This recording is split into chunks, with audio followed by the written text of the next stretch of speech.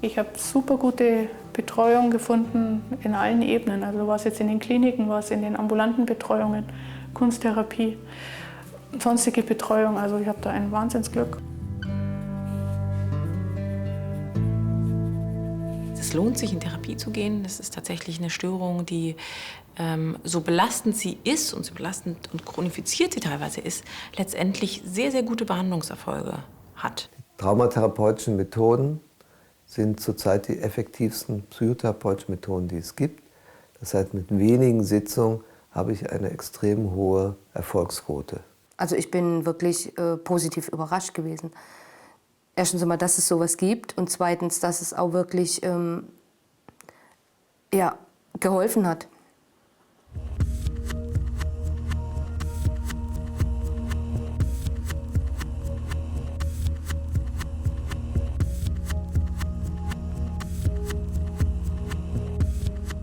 Die Symptombereiche der Wiedererinnerung, das heißt der Intrusion, der Vermeidung und der Übererregung. Das sind die 3 Bereiche, die die posttraumatische Belastungsstörung ausmachen. Man muss an das Ereignis denken, auch wenn man nicht dran denken will, hat Albträume.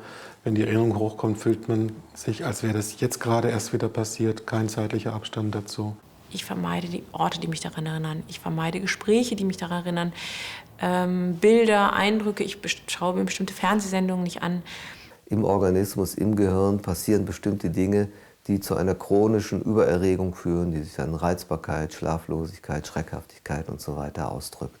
Alles zusammen sehr anstrengende, kraftraubende Symptome. Die Patienten haben häufig auch Erschöpfungssymptome, Schlafstörungen und kommen mit so einem ganz typischen Komplex von Symptomen in die Beratung oder in die Klinik oder Praxis.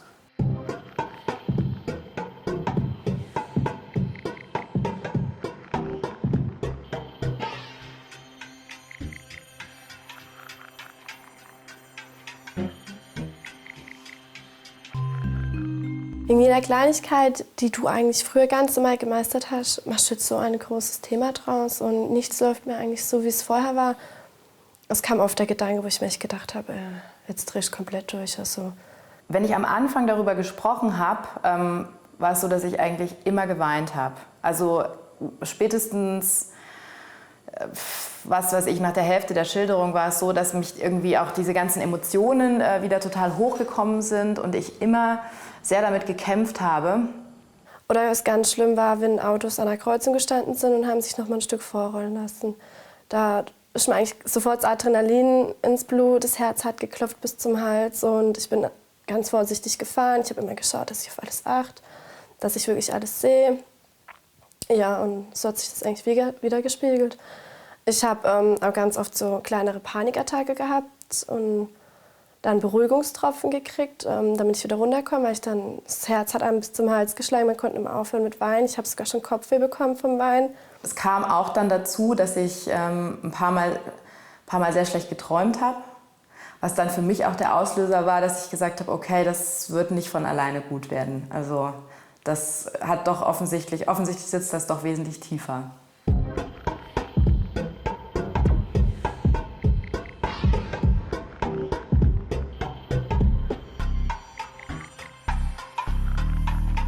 Ich finde es gut nachvollziehbar, dass sich das für Betroffene so anfühlt, als wäre in ihnen etwas fremd geworden, als wäre durch das Trauma etwas entstanden, was sie nicht mehr kontrollieren können. Sie sind den Symptomen ausgeliefert oder fühlen sich den Symptomen ausgeliefert. Zum Beispiel, wenn ein Auslösereiz kommt und automatisch der Stress losgeht, da ist plötzlich was Fremdes in der Seele. Dabei ist es eigentlich nur die Erinnerung, die nicht verarbeitet werden konnte und sozusagen ihr Eigenleben führt, sobald der Stress angetriggert, angestoßen wurde. Das Ganze war wie ein riesen Chaos, immer inneres Chaos und man hat überhaupt nicht gewusst, was eigentlich los ist. Also wie so innere Dämonen. Und ich bin mir so vorgekommen, das ist so der Lebensfluss, der wird immer dünner und immer tröpflicher und die letzten Tropfen, die werden schon von den Dämonen, unter anderem Todesdämonen, werden die schon empfangen und ja, keine Ahnung und keine Chance, wie ich da rauskomme und was man da machen kann. Es ist gar nicht so einfach zu definieren, was genau ein Trauma ist. Umgangssprachlich sagt man, es ist etwas, was die Bewältigungsmöglichkeiten überfordert. Die Definitionen nach den Diagnoseklassifikationen sind sehr viel genauer. Die sagen, es muss ein objektiv traumatisches Ereignis sein, das auch andere Menschen belasten und potenziell traumatisieren würde. Und es muss eine starke subjektive Reaktion darauf geben. Angst, Hilflosigkeit, Ohnmacht. Man unterscheidet grundsätzlich in Typ 1 und Typ 2 Trauma. Das heißt, in traumatische Ereignisse, die einmalig, akut passieren und traumatische Ereignisse, die wiederholt und chronisch passieren. Einmaltraumatisierungen führen typischerweise zu den Symptomen einer posttraumatischen Belastungsstörung, also dieser Symptomtrias, sich aufdrängende Erinnerungen, Angstzustände, körperliche Übererregbarkeit. Mehrfachtraumatisierungen erschüttern das Grundgefühl von Sicherheit in einem noch größeren Maß. Es kommt häufig zu Misstrauen anderen Menschen gegenüber, zu Ängsten, die sich einen viel größeren Bereich betreffen, aber eben auch zu Verunsicherung bezüglich der eigenen Person. Bin ich liebenswert? Bin ich nicht vielleicht schuld an dem, was passiert ist?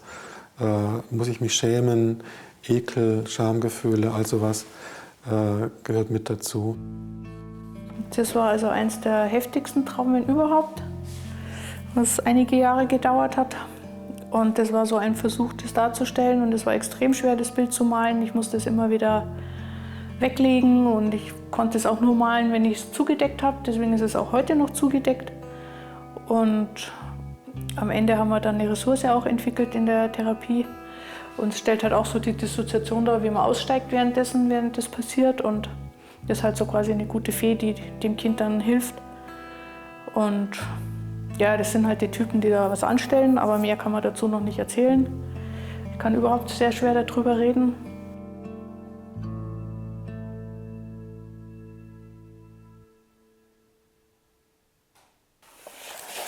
Wenn man jetzt nach außen guckt, also auf das Ereignis, dann können das Dinge sein, die einfach mit Todesangst verbunden sind, also Autounfälle, schwere Unfälle. Aber was bei Kindern auch ein wichtiger Bereich ist, dass eine Zeugenschaft von schlimmen Ereignissen, und das kann sogar am Fernsehen sein, also Sie sehen in Medien bestimmte Ereignisse, bei den Kindern große Angst auslöst. Und wenn sie in diesem Moment zum Beispiel alleine sind, keine Unterstützung haben, nicht drüber sprechen können, dann kann das sein, dass diese Beunruhigung kodifiziert und daraus dann eine Traumafolgestörung entstehen kann. Daneben natürlich die klassischen Themen wie sexuelle Gewalt, körperliche Gewalt, Vernachlässigung. Das sind ja die klassischen Themen für Komplextraumatisierung, die auch den größten Bereich ausmachen.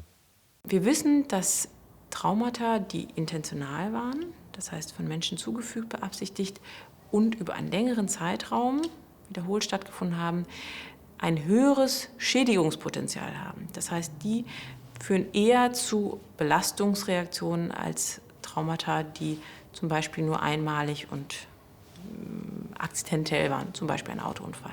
Also viele Menschen wissen, dass die posttraumatische Belastungsstörung als spezifische Folge von psychischen Traumatisierungen anzusehen ist. Es gibt aber auch weit mehr Folgen, die manchmal auch nicht sozusagen direkt mit Traumata assoziiert werden. Beispielsweise können Angststörungen entstehen durch traumatische Ereignisse, dass einfach dann Ängste da sind, die sich zunehmend ausbreiten, die chronifizieren. Es können depressive Erkrankungen entstehen, depressive Verstimmungen, die einen im Alltag behindern und dann wirklich Krankheitswert bekommen aufgrund von traumatischen Belastungen. Es können körperliche Beschwerden auftauchen, die nicht ausreichend durch die körperliche Ursache erklärt werden können, sondern eben auf psychische Belastungen nach Traumatisierung dann sich zurückführen lassen. Eigentlich das ganze Spektrum an psychosomatischen und psychischen Beschwerden kann potenziell auch durch Traumatisierung ausgelöst werden.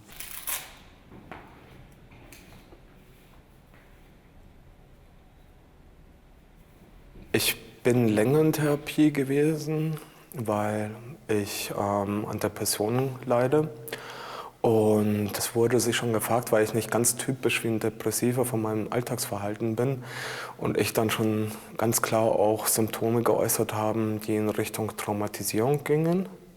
Also dass mich Situationen so überanstrengen und dass ich darauf reagiere, indem ich halt mich einfach völlig abkapsle davon. Bei Höhepunkten waren das auch sicher dann teilweise 10, 15 Minuten, wo ich weg war. Also dann sitzt man halt einfach da und merkt nicht, dass die Zeit vergeht. Oder landet in der S-Bahn ganz woanders, als wo man hingehen wollte. Oder ja, es passiert halt dann einfach.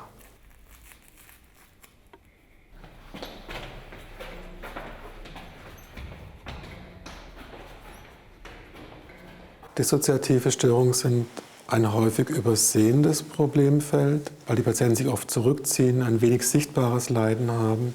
Trotzdem ist es sehr wichtig, genau auf diese Symptomatik einzugehen, wenn sie vorliegt, und Behandlungstechniken einzusetzen, die speziell darauf ausgerichtet sind.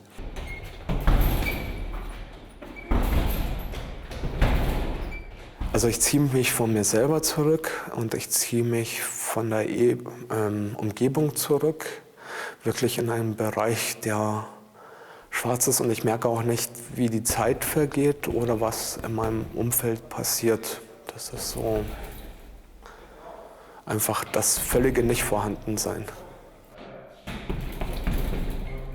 Die Dissoziation war schon eines der deutlichsten Sachen, dass ich wirklich völlig weggetaucht bin. Oder wenn jemand mit mir geredet hat, dass man teilweise das gar nicht mehr wahrnimmt, was er sagt. Also man kriegt das nicht so mit. Der redet zwar, aber man geht völlig weg von der Situation. Zu den speziell auf die dissoziative Symptomatik ausgerichteten Behandlungsstrategien zählt zum Beispiel das Fördern der Kommunikation nach innen. Das heißt, wahrzunehmen, was in mir gerade passiert. Patienten, die dissoziative Symptome haben, neigen schon in Alltagsstresssituationen dazu, Teile der Wahrnehmung auszublenden, nicht mitzubekommen, was dann noch für innere Wünsche, Belastungen, Nöte sind, und sich vielleicht zu überfordern oder einfach das dann auszublenden, was sie dann später einholt als Symptom oder als Gefühl, plötzlich traurig zu werden. Ich weiß gar nicht, woher kommt das. Also sich selbst besser in den Blick zu bekommen und eine bessere Kontrolle über die verschiedenen Bedürfnisse und inneren Wahrnehmungen zu erlangen. Ich habe keine Erinnerung an meine Kindheit gehabt, nur ganz, ganz wenige Fragmente. In einem Gespräch habe ich nebenbei erwähnt, dass mein Vater mir Gewalt auch als Kind angetan hat. Und ab dem Moment hat es, sagen wir, innerlich erstmal sehr gekracht in mir. Also da ging es mir auch echt deutlich schlechter. Man verdrängt ja alles, was einen belastet, gerade als Kind. Das ist auch eine Verhaltensweise. Und es war sehr, sehr schwer für mich, diese Erinnerungen wiederzukriegen. Ein Teil der ganzen Sache war, dass man über sich selber nicht viel nachdenkt oder auch Gefühle, alles verdrängt. Deswegen habe ich mir nicht viel Gedanken gemacht, wenn man, bevor die Erinnerungen wieder kamen, mich gefragt hat, hätte ich gesagt, meine Kindheit war ganz okay. War sie definitiv, aber nicht.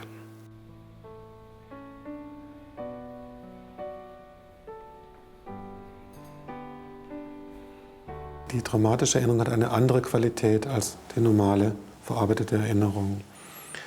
Das erklärt, warum diese traumatischen Erinnerungen Symptome machen. Sie sind nicht integriert, sie sind nicht vernetzt mit den Erinnerungen über uns selbst, mit unserem biografischen Gedächtnis, und sind sehr wahrscheinlich auch in anderer Weise abgespeichert.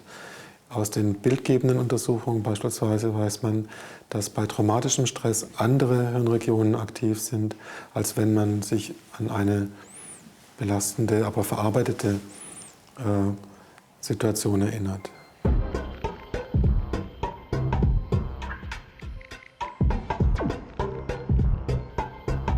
Kind, dadurch, dass es in Entwicklung ist, kommt ja in immer wieder neue Entwicklungsaufgaben. Es muss in die Schule, es muss dann den Übergang schaffen, es muss sich von den Eltern lösen und so weiter. Und wenn es eine Traumatisierung erlebt hat, dann sind seine Fähigkeiten, seine zentralen Fähigkeiten, diese Entwicklungsschritte zu gehen, eingeschränkt und behindert, sodass das Kind diese Entwicklungsschritte nicht mehr wird gut gehen können. Das hat dann zur Folge, dass es diese Leistung, die die Gesellschaft dann erwartet, Schule und so weiter, Autonomie, dass es die nicht gut bringen wird. Das hat zur Folge, dass die Beziehungen des Kindes zu den anderen Menschen sich verschlechtern, weil die in entsprechender Weise dann mit Vorhaltungen und so weiter reagieren werden. Und das hat zur Folge, dass das Selbstkonzept des Kindes, also so wie das Kind sich selber wahrnimmt und sieht, sozusagen in immer düsteren Farben erscheinen wird.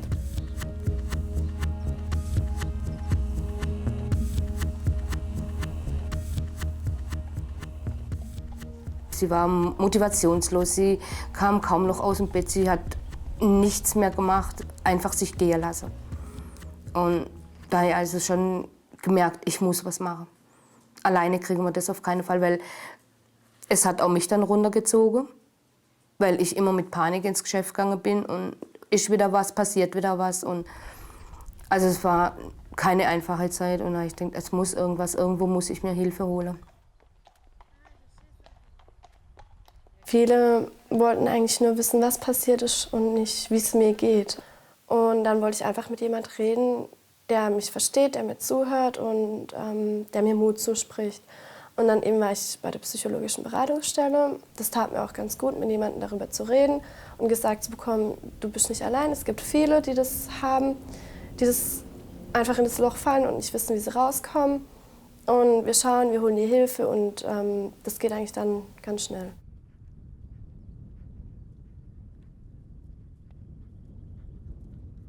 Wir wissen von der posttraumatischen Belastungsstörung, dass es eine sehr chronifizierte Störung ist. Das heißt, ungefähr 50% haben nach 5 Jahren immer noch die Störung, wenn sie sie einmal entwickelt hat. Die geht nicht einfach so weg, sondern im Gegenteil, sie verschafft sich immer mehr Raum. Sie führt dazu, dass Betroffene sich immer mehr in ihrem Lebensraum einschränken. Die Symptomatik muss nicht extrem ausgeprägt sein, damit man sich Hilfe holen darf. Es ist oft schon Beratung sinnvoll, ob denn das, was man erlebt, sagen, außerhalb der normalen Reaktionsbreite liegt. Das Wort Therapie ist eigentlich in dem Sinn gar nicht gefallen. Also es ging immer nur, wenn ich jemanden zum Reden bräuchte oder so wurde das formuliert. Und das war einfach so, dass ich gedacht habe, ich brauche das nicht. Und dass ich dachte, dass das einfach auch mit der Zeit, auch wenn ich das dann öfter erzähle, dass das über dieses Erzählen auch einfach gut ist. Dass ich dann das alleine hinkriege sozusagen. Es war schon meine eigene Entscheidung, das zu machen und auch der Zeitpunkt, wann ich das mache, war meine eigene Entscheidung. Und das fand ich auch sehr gut und ich glaube, das war auch wichtig für mich, dass ich selber an den Punkt komme zu sagen, ich will das jetzt machen und nicht, dass man so sagt, so, ja, alle sagen, ich soll das machen und deswegen gehe ich jetzt mal dahin. Manchmal ist es gar nicht so leicht, einen qualifizierten Traumatherapeuten zu finden, weil in den Therapeutenlisten, die es beispielsweise von der Ärztekammer oder von der Psychotherapeutenkammer gibt, gar nicht genau ausgewiesen ist, welcher Therapeut diese Qualifikation hat oder nicht hat. Dann gibt es Möglichkeiten, im Internet zu recherchieren, bei den Fachgesellschaften nachzuschauen, welche Therapeuten die Qualifikation haben. Und hoffentlich gibt es dann jemanden an Wohnort, der auch oder in der Nähe, der diese Qualifikation hat.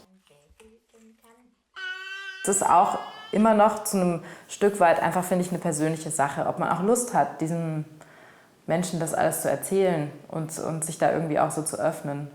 Therapeuten sind Fachleute, die natürlich ein bestimmtes Wissen haben. Das haben sie einem Patienten voraus. Dennoch ist es wichtig, sich auf Augenhöhe zu begegnen und diese Inanspruchnahme von Hilfe basiert auf einer Arbeitsbeziehung, auf einer Vereinbarung über Therapieschritte, auf einer Aufklärung, die sehr wichtig ist.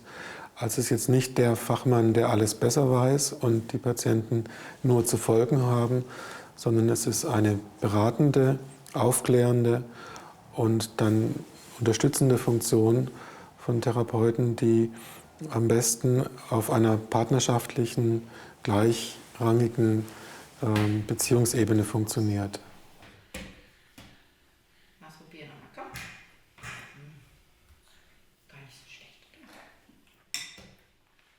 Ich hatte gar keine richtigen Erwartungen an diese Therapie, weil ich wenig Vorstellung davon hatte. Also ich habe noch nie eigentlich als Patient jetzt da Kontakt mit sowas, mit einer Art Therapie oder Gesprächstherapie oder Traumatherapie oder sowas gehabt. Ich hatte keine Erwartungen, dass ich gesagt habe, es muss jetzt so ablaufen. Ich war so ein bisschen gespannt, was da jetzt passiert. Ich denke mal, ich hatte viele Gefühle gemischt. Also einerseits die Hoffnung, es geht wieder bergauf, man kann ihr helfen.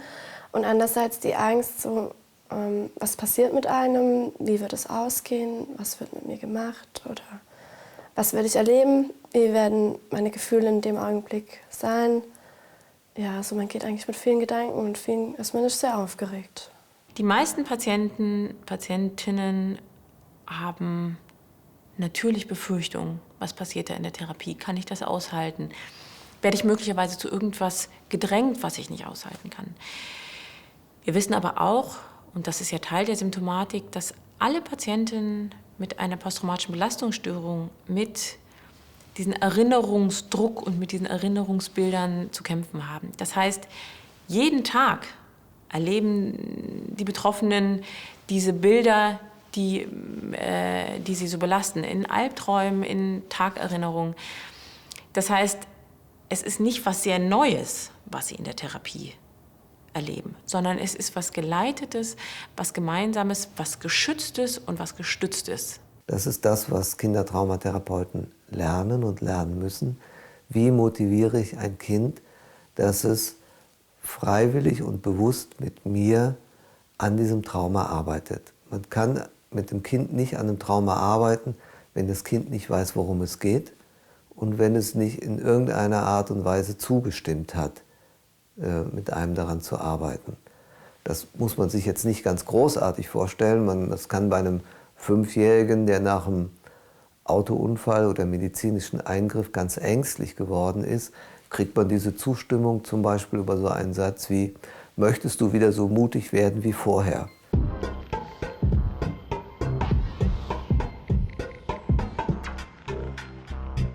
Ziele der Traumatherapie sind natürlich die Reduktion der Traumafolgesymptomatik, das heißt der Belastungen, die aus der traumatischen Erinnerung resultieren, und vor allem auch die Verbesserung der Funktionsfähigkeit im Alltag, dass ich also im Alltag besser zurechtkomme, mich besser regulieren kann, die Ängste nachlassen, ich wieder das tun und machen kann, was ich möchte und mich nicht durch diese Krankheit einschränken muss. Ja, Jost, jetzt haben wir über diese Belastung gesprochen, diesen Arbeitsunfall. Mich würde aber auch interessieren, was trotz der Schwierigkeiten, die das mit sich gebracht hat, jetzt im Moment gut läuft bei Ihnen.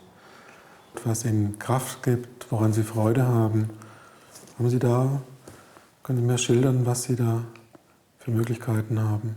Also ich habe erstmal eine Familie und wie Sie wissen, ich habe auch einen Sohn. Der nimmt viel in Anspruch und auch viele schöne Sachen verbindet mich natürlich mit ihm. Gibt es da Aktivitäten, die Sie gemeinsam mit Ihrem Sohn machen, die Ihnen Freude bereiten? Wir gehen zusammen immer Mountainbike fahren. Also ich habe ein richtig professionelles Mountainbike und er hat letzten Sommer so ein Kinder-Mountainbike bekommen. Und da geht es am Wochenende, wenn schönes Wetter ist, aber auch bei Regenwetter, raus. Wir fahren in den nächsten Ort immer, der ist so 8 Kilometer weit weg. Und das ist schön. Das ist vor allem, es ist die Natur, ich wohne auf dem Land, es ist einfach entspannend und schön. Und wenn Sie das so erzählen, kommt dieses gute Gefühl auch auf? Spüren Sie das gerade? Ich spüre den Gegenwind. Den Gegenwind, aha. So, dass man es in Wirklichkeit erleben will. Und es wird lebendig, so, wenn Sie jetzt drüber sprechen. Ja. Aha, wunderbar. Die Ressourcen sind ein Sammelbegriff von Fähigkeiten, von Beziehungen, von positiven Eigenschaften, von stabilisierenden Umgebungsfaktoren, die ein Mensch hat. Mir hilft es sehr in den Therapien, die Ressourcenperspektive immer mit einzubeziehen. Das heißt zu schauen, was ist hilfreich, was kann unterstützen, was kann helfen, Distanz zur Belastung zu bekommen, bei Bedarf immer wieder auf diese Ebene zu kommen, um die Belastung nicht zu hoch werden zu lassen und dafür zu sorgen, dass Patienten immer wieder ein Gefühl von Bewältigung, von Kontrolle, von Steuerbarkeit behalten. Ja, da kam so die Zeit, dass man die Ressourcen jetzt nicht nur für das Innere anwenden kann, sondern langsam auch mal äußere schwierige Situationen anzugehen. Und eine ganz schwierige Situation ist immer in die Ursprungsfamilie zu fahren, weil da halt sehr viele Erinnerungen kommen und die ja ihre Muster nicht geändert haben und ich mich dann praktisch wieder konfrontiert sehe mit den alten Mustern und den alten Erinnerungen. Und da habe ich mir dann so ein Bild ausgedacht, wie im Theater zu sitzen. Auf der Bühne ist meine Ursprungsfamilie, also ich sitze in echt natürlich schon am Tisch, aber in der Vorstellung. Und ja, meine Mutter legt so die Falle, komm rauf zu uns und komm her, und ich will mich halt immer hinziehen und ich bleibe aber als Zuschauer sitzen, beobachte das Ganze. Und ganz wichtig, das sehr lange gedauert hat, ich kann auch aufstehen als Zuschauer und gehen, was in der Realität immer sehr schwer ist, weil ich meistens nicht merke, wenn es mir zu viel wird, sondern erst, wenn es schon passiert ist sozusagen. Und dann zu gehen, ist fast unmöglich. Es klappt aber jetzt langsam immer besser. Es gibt sogenannte Standardverfahren zur Arbeit an Traumafolgesymptomen, die alle mit konfrontativer Arbeit zu tun haben, die gut empirisch validiert sind, also deren Wirksamkeit sehr gut nachgewiesen ist. Dazu gehören die Expositionsverfahren aus dem klassischen verhaltenstherapeutischen Repertoire, die Verfahren der kognitiven Verhaltenstherapie, wo Konfrontation mit Arbeit an Fehlwahrnehmungen, an Fehleinstellungen bezüglich der eigenen Person oder der traumatischen Situation verknüpft werden, und das EMDR, diese Behandlung, wo man mit Augenbewegungen konfrontativ zusammenarbeitet. Dann würde ich Sie bitten, sich an diese Situation zu erinnern, wie Sie da auf dem Gerüst stehen und arbeiten, zusammen mit dem Gedanken, ich sterbe, mit der Todesangst und dem Druckgefühl auf der Brust. Und wenn Sie innerlich in Kontakt mit der Erinnerung sind, geben Sie mir ein Zeichen, dann geht es mit den Augenbewegungen los. Ja, okay, gut. Auf meine Hand schauen und den Augen folgen, genau. Und beobachten Sie einfach, was auftaucht, ganz egal, was es ist. Schauen Sie es sich einfach an, das sind alte Erinnerungen, alte Gefühle. Prima, sehr gut. Jawohl. Bleiben Sie einfach dran. Jawohl. Okay. Prima. Gut. Ja. Gut. Und wieder hier orientieren, mal tief Luft holen. Genau. Kommt alles wieder hoch. Kommt alles wieder hoch. Was taucht auf? Also komischerweise sehe ich immer dieses Ventil und gleichzeitig damit das Spüren dieses Druckes, der dann letztendlich zu dem Sturz geführt hat. Okay, gut. Wenn Sie es mal wahrnehmen, weiter dranbleiben. Gut. Prima. Jawohl. Okay. Gut. Okay. Gut. Wieder Luft holen, hier orientieren.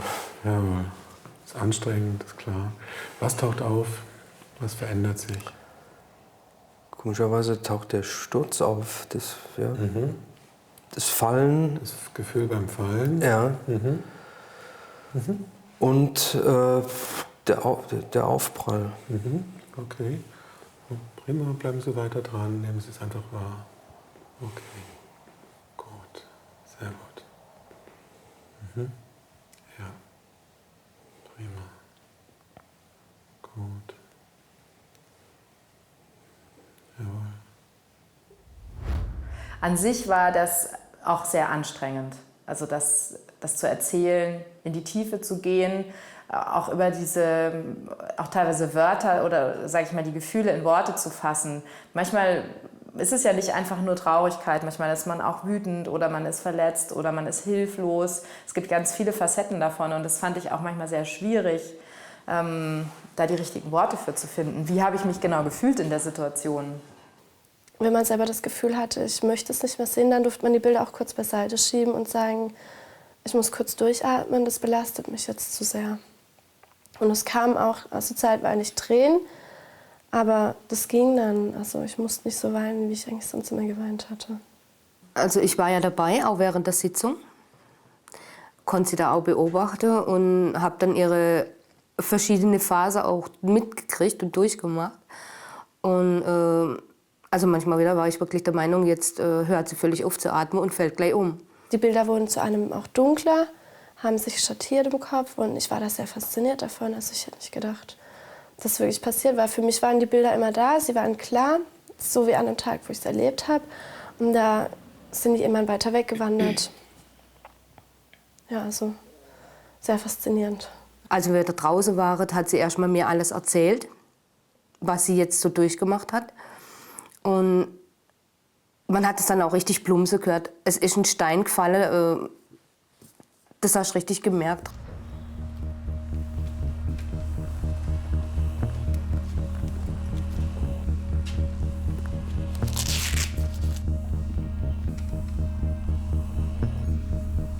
Wichtig ist, dass das Kind mit dem Trauma emotional in Kontakt kommt. Das ist die Grundvoraussetzung. Nur wenn das Trauma emotional aktualisiert wird, wie die Psychologen das nennen, ist auch Veränderung möglich.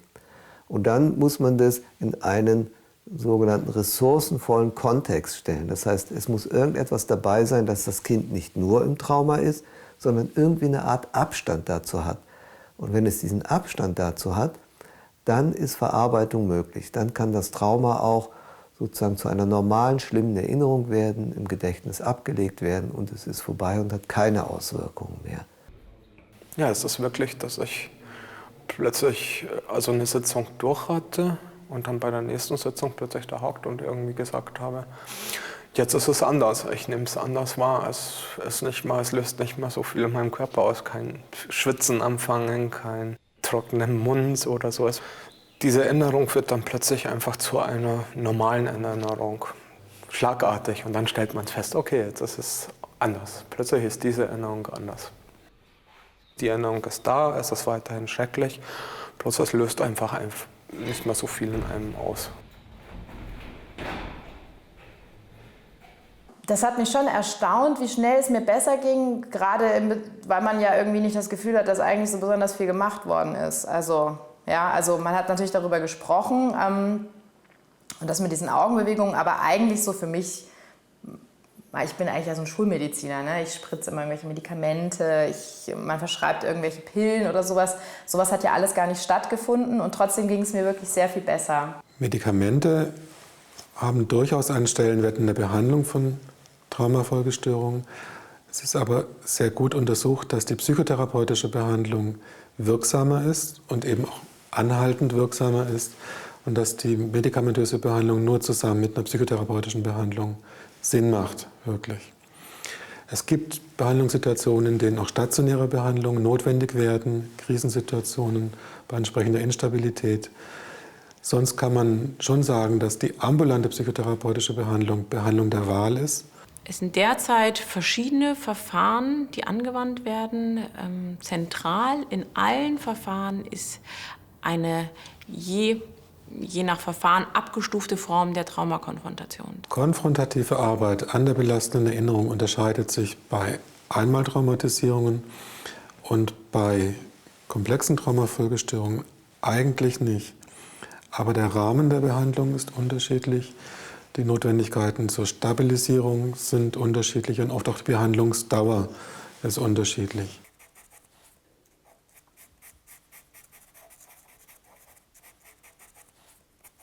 Am Ende der Therapie habe ich mir mal so die wichtigsten Bilder rausgesucht und habe mir gedacht, ich mache so einen Film. Der soll dann den Film, der im Kopf immer abgelaufen ist, praktisch gute Bilder dagegen setzen. Und ich habe die Möglichkeit bekommen, im Gasteig auszustellen, also in einer Gruppenausstellung. Und habe mir dann einfach gedacht, ich mache jetzt da eben 15 Steps, die wichtigsten Schritte, um anderen Betroffenen Mut zu machen, sich vielleicht zu orientieren, wo sind sie jetzt gerade, anderen Leuten, die keine Ahnung haben von Trauma, vielleicht einen kleinen Einblick zu geben, was es bedeutet, Missbrauch erlebt zu haben. Und ich konnte auch am Anfang gar nichts erklären zu den Bildern, nur vielleicht meiner besten Freundin, wenn kein anderer in der Nähe war. Und ja, es waren jetzt öfters Ausstellungen schon, weil dann haben es doch viele Leute gesehen und haben angefragt sogar, die noch woanders ausstellen zu dürfen. Und mit jedem Mal, wo ich es irgendjemandem erzähle, wird es ein Stück mehr verarbeitet und kommt ein Stück mehr, dass ich drüber reden kann.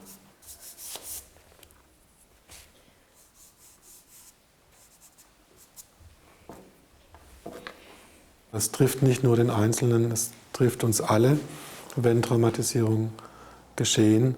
Und es ist eine gemeinsame gesellschaftliche Aufgabe, damit umzugehen und Möglichkeiten der Hilfe zu finden. Wir wissen, dass unaufgearbeitete Traumata eher die Tendenz haben, sich zu reproduzieren. Das nennt man auch transgenerationalem Effekt von Traumata. Das heißt, die Wahrscheinlichkeit, dass nachfolgende Gesellschaften das weiterleben sozusagen, meist in abgewandelter Form, aber nicht weniger schädlich, ist extrem hoch, wenn wir nicht mit einem Bewusstsein und mit entsprechendem Einsatz uns diesem Thema widmen. Ich habe als Kind nicht Fußball gespielt, geschweige denn andere Sachen gemacht. Ich wollte einfach immer schon Kampfsport machen. Aber vielleicht wirklich daraus heraus, dass ich mich halt selber schützen wollte. Mich wehren wollte gegen das, was mir angetan wurde, von ganz klein auf. Und ja, da habe ich sowas wie die große Liebe in meinem Leben gefunden. Also es hat meinem Leben Sinn gegeben, selbst wenn es mir schlecht ging, bin ich in den Sport gegangen und mir ging es dann auch besser. Wo ich jung war und noch nicht so diszipliniert, habe ich habe zwar nie, sagen wir mal, Ärger gesucht, aber es doch ermöglicht, den Leuten ihn zu finden. Das Traurige daran ist, dass ich ganz klar gemerkt habe, dass ich selber nicht so ein Mensch bin. Aber da hilft einem die Therapie auch weiter. Also beide Seiten. Einmal das Negative und das wieder verarbeiten zu können und auszugleichen. Und auf der anderen Seite auch das Positive zu erkennen. Es ist ja nicht alles schlecht oder alles negativ. Oder auch an einem selber nicht alles schlecht und alles negativ. Es sind auch gute Sachen aus einer schlechten Ausgangsbasis in mir entstanden. Und die muss man halt auch erkennen. Was ist passiert, ist auch ein Kapitel, das ich jetzt abgeschlossen habe. Ein bisschen was verändert hat sich, aber Veränderungen gehören eigentlich zum Leben. Ich glaube, dass es für meine Arbeit schon was Positives hat. Ja? Also ich glaube, dass ich der Anästhesist, der ich später bin, das ist ein besserer als der ich vorher war. Ja? Weil ich einfach noch einen Blick für andere Dinge bekommen habe.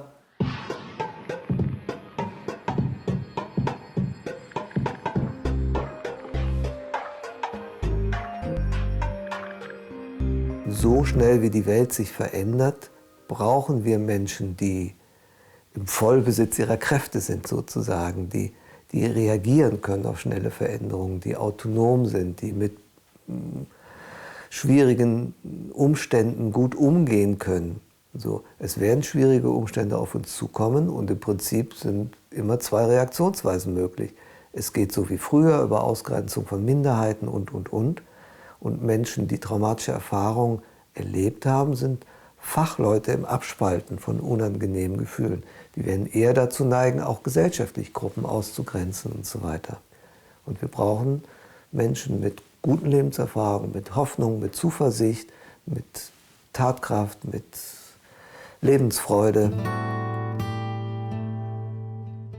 Ja, Heilung bedeutet für mich, dass mich diese Traumasymptome nicht mehr den Alltag bestimmen und den Schlaf bestimmen, sondern dass die halt nur noch in schwierigen Situationen kommen und dass ich sie dann handeln kann.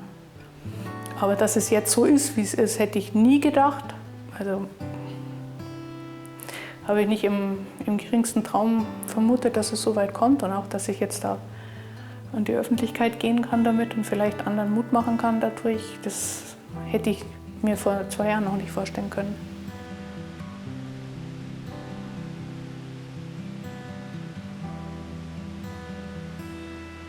Und ich würde jedem empfehlen, seinen Weg zu finden. Und ich glaube, das ist auch ganz wichtig, dass man nicht sagt, ja, das ist es jetzt oder das ist es jetzt. Und dass es auch ganz lang dauern kann, bis man den richtigen findet. Aber wenn man dann das Gefühl hat, so, das könnte jetzt passen, dann auf jeden Fall durch.